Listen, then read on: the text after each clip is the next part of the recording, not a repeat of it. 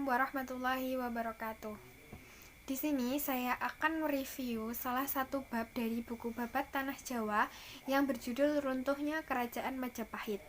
Kerajaan Majapahit berdiri sekitar tahun 1293 dengan rajanya yang pertama, Raden Wijaya atau Kertarajasa Jayawardhana, dan mencapai puncak kejayaannya pada masa pemerintahan Raja Hayam Wuruk dengan senopatinya Gajah Mada, yang mencapai kekuasaan wilayah sangat luas meliputi hampir seluruh wilayah Nusantara dan Asia Tenggara.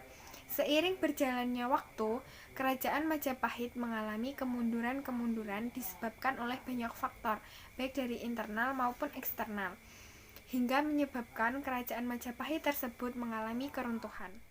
Kerajaan Majapahit mencapai puncak kejayaannya pada abad ke-14. Namun, kekuasaan Majapahit berangsur-angsur melemah setelah wafatnya Hayam Wuruk pada tahun 1389. Majapahit mengalami kemunduran, salah satunya karena konflik perebutan tahta yang mengakibatkan perang saudara yang disebut dengan Perang Paregreg.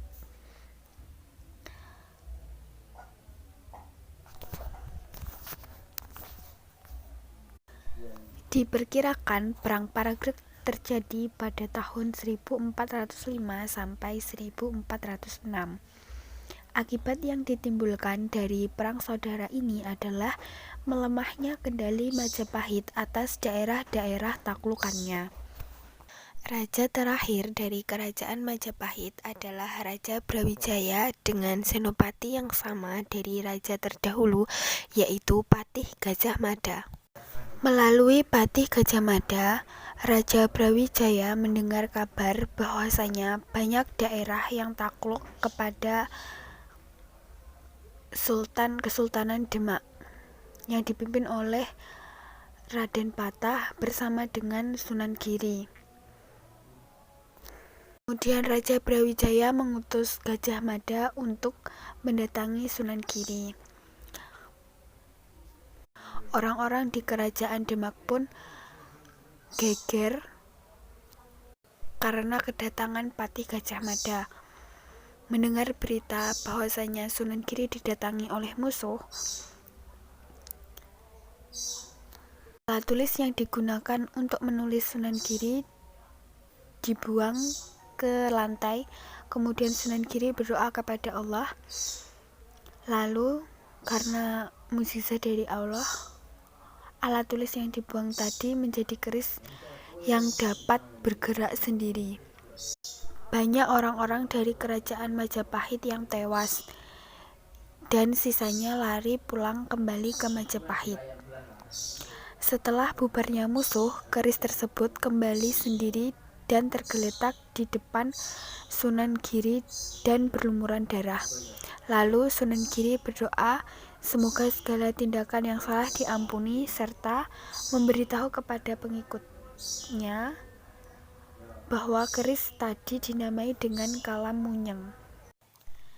Selang beberapa waktu, Kesultanan Demak membawa pasukannya untuk tujuan menginvasi kerajaan Majapahit.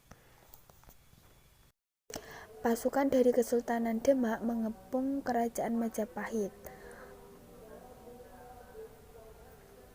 Serangan itu membuat Majapahit semakin terpojok, dan akhirnya peperangan dimenangkan oleh Kesultanan Demak.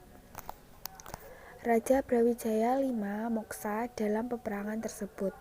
Kemudian tahta Majapahit diambil oleh Adi Bintara yang merupakan adik dari Raden Patah dan putra Brawijaya V.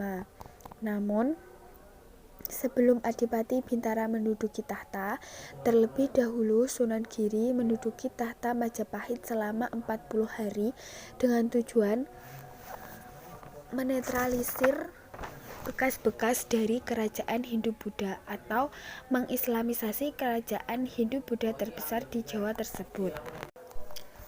Raden Patah menjadi raja pertama Kesultanan Demak dan menguasai seluruh tanah di Jawa yang bergelar Senopati Jimbun. Raden Patah mengangkat Ki Wanapala menjadi patih dengan nama Patih Mangkurat, seorang dari Jawa yang taat serta menganut agama Islam. Selanjutnya, mereka bermusyawarah untuk mendirikan masjid di Demak. Sekian, terima kasih atas perhatiannya. Wassalamualaikum warahmatullahi wabarakatuh.